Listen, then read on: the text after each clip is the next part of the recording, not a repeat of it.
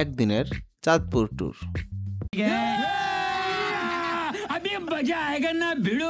Hello buddies, তো কিছুদিন আগে বন্ধুদের সাথে খুব সিরিয়াস একটা কনভারসেশন চলতেছিল।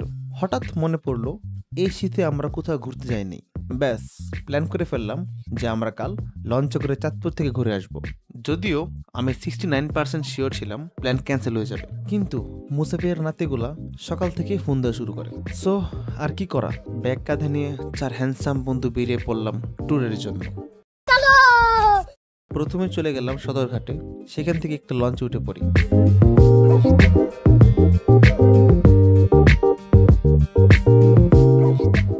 এরপরে সদরঘাট থেকে লঞ্চ ছাড়ে, যেটা নারায়ণগঞ্জ মুন্সিগঞ্জ হয়ে চাঁদপুরের দিকে যেতে থাকে।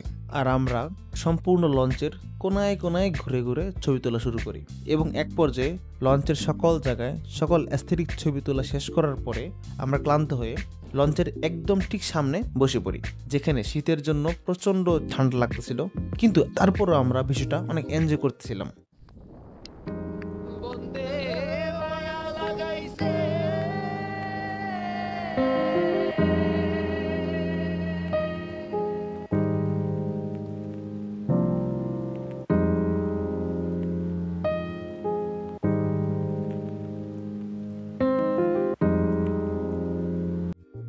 প্রায় 3 ঘন্টা জার্নি পরে ফাইনালি আমরা চাঁদপুর ঘাটে এসে পৌঁছে যাই।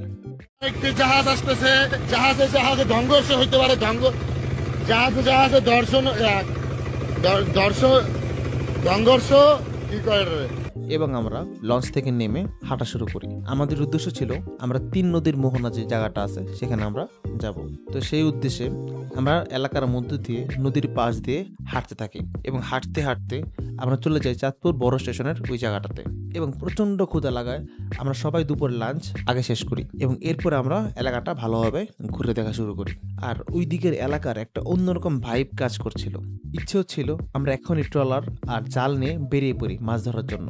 যাই হোক, আমরা সেখানে ভালো এনজয় করলাম, অনেকক্ষণ ঘুরলাম, অনেক ছবি টবি তুললাম, এবং সবশেষে আমরা আবার চাঁদপুর লঞ্চ ঘাটে ফিরে আসি এবং 5টার লঞ্চে উঠে পড়ি।